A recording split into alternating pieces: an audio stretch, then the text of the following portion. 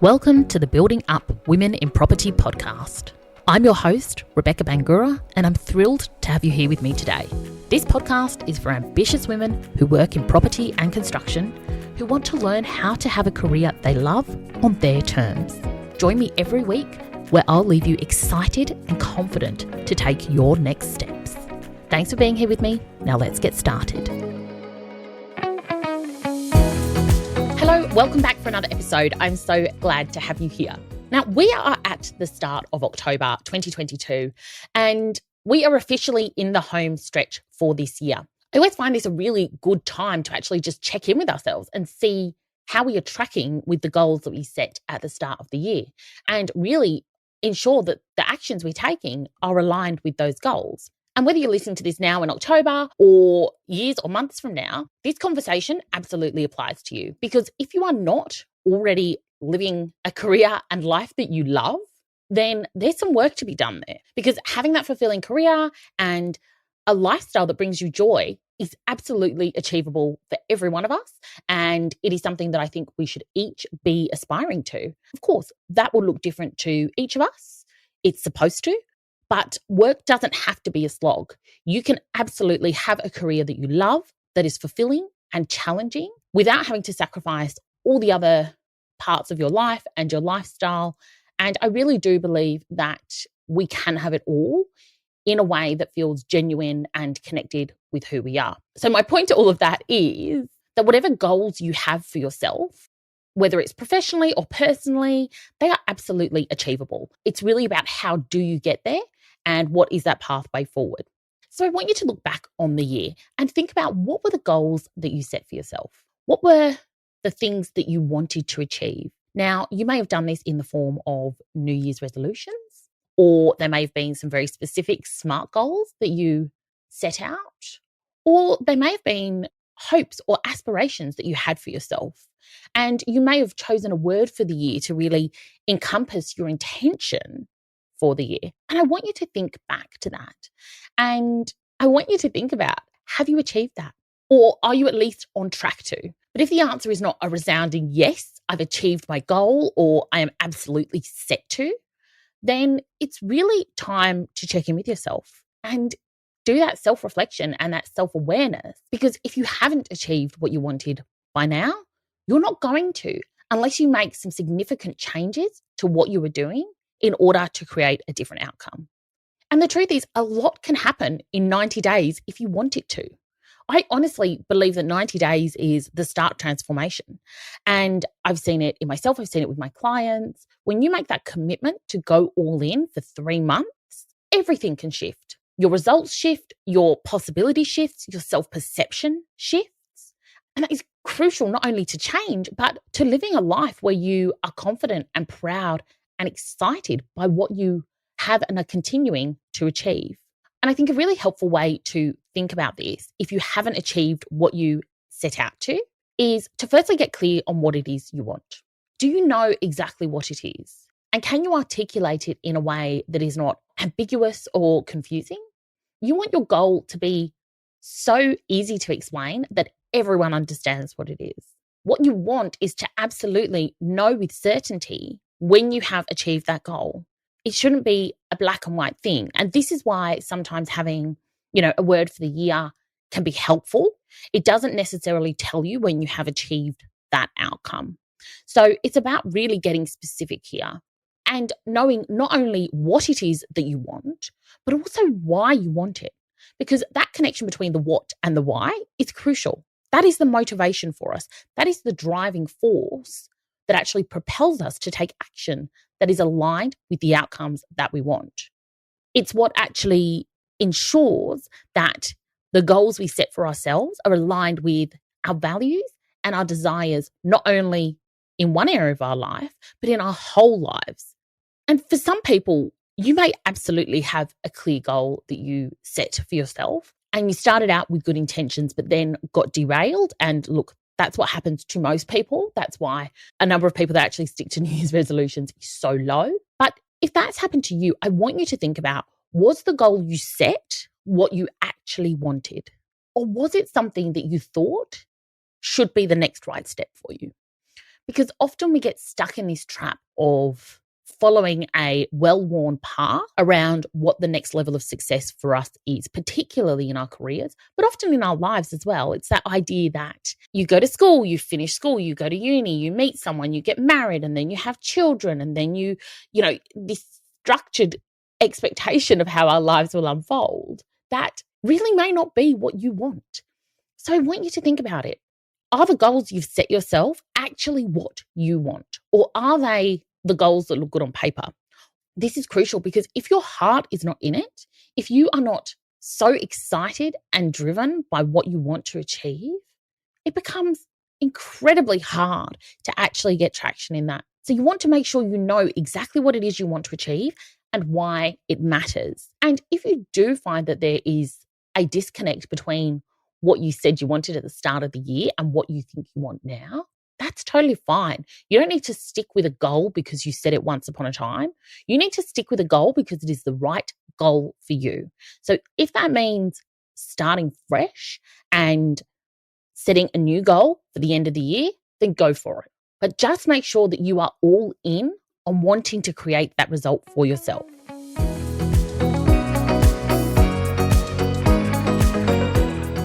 I hope you've been enjoying the episode. I wanted to take a moment to let you know about my free Career Confidence Masterclass. This is for ambitious career-orientated women who are ready to stop playing small and to confidently create a career you love. Head over to my website, beautifuldisruptions.com, for more info. Now let's get back to the episode.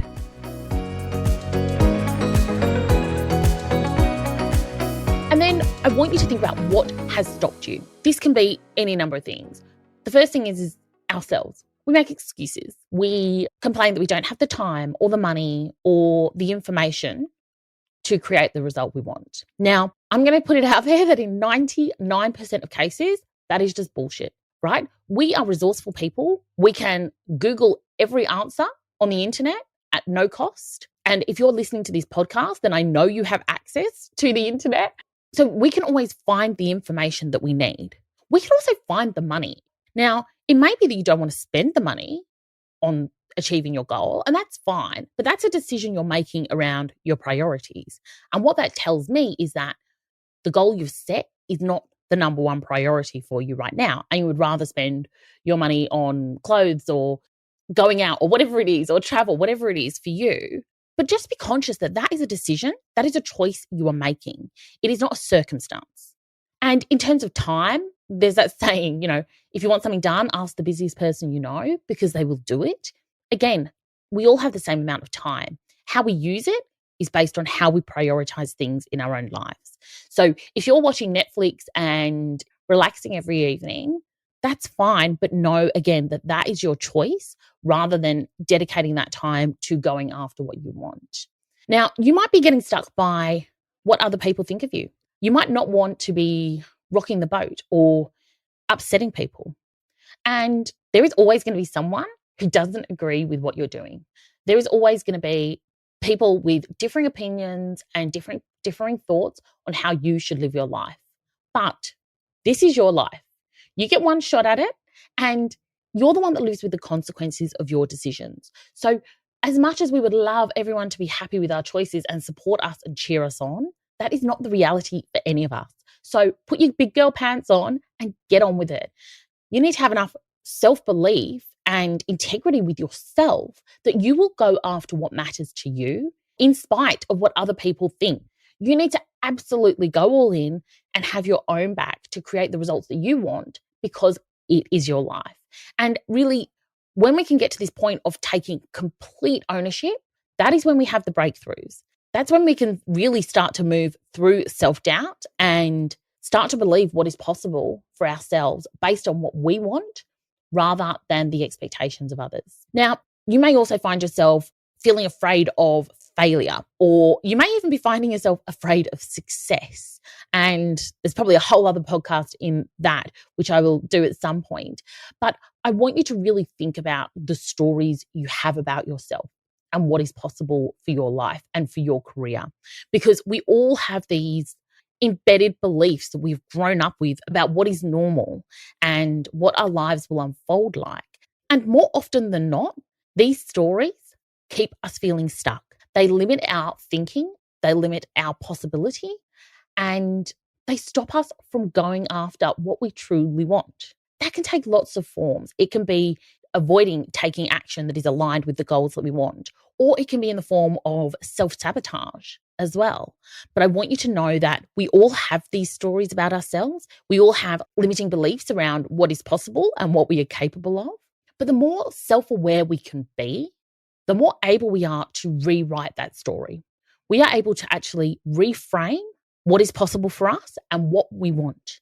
And that is so crucial to achieving anything and to having a life that really does bring us joy. We have to be willing to reimagine a future for ourselves and connect with a version of us that doesn't exist in our mind yet. We are actually going through a process of creating a new possibility and a new self-identity that we can step into and will allow us to create the results that we want. So I really want you to get clear on what is stopping you.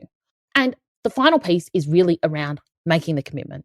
We are where we are right now, and there is absolutely no point dwelling on the past. It is okay if we haven't taken aligned action over the last 9 months. But what is important is that we don't beat ourselves up about it. We use it as a process to move forward from. So make that commitment to yourself. If this goal is something you want, then please go all in on it.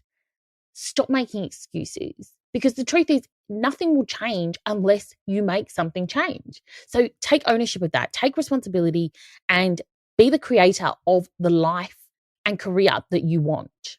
And think about it. What will it take for you? Who do you need to be to create these results? And make that commitment to go all in and have your own back to create the result that you want. Because after all, this is your life. There is no second chances here. All we can do is start from where we are right now and move forward in the direction of what we want. And I know we can often think, do you know what? It'll be easier. I'll start afresh in 2023 or on Monday or tomorrow. And what we do is we defer taking action. Our mind tells us that it'll be easier in the future and that we will feel more committed and more motivated in the future. And frankly, that's just not true. It will be as much of a struggle tomorrow as it will be today. But the difference is if you start today, you will create that result for yourself sooner. So I don't want you to defer your own success and your own happiness. It is not going to be easier down the track. It is just about making the decision and actually going for it. As I said before, I just think so much is possible in 90 days. And I know Christmas is coming up and everything that goes with that. But that is not a reason to stop taking action. You need to be in action. And once you start the ball rolling, once you start taking active steps that are aligned with your goals, not only will you start to achieve results, you'll start to get small wins and that will snowball and you'll actually start to then create bigger and bigger and bigger results as you move forward. But your whole self-belief will shift. You will become resilient. You will become focused and intentional. And your thinking, your mindset will completely level up. So at the end of 90 days, the person you were at the start will be completely different to the person you are at the end. You'll be in a place of a growth mindset and you'll be moving constantly forward to where you want to be. So get clear on what it is you want. Identify what is stopping you and make the commitment to get the results you want. Be all in on making it happen for yourself. And get resourceful, get support, get help, try things, Google things, figure it out, have a go. But just keep moving yourself forward. Okay, my lovelies, have a beautiful day. I will see you soon.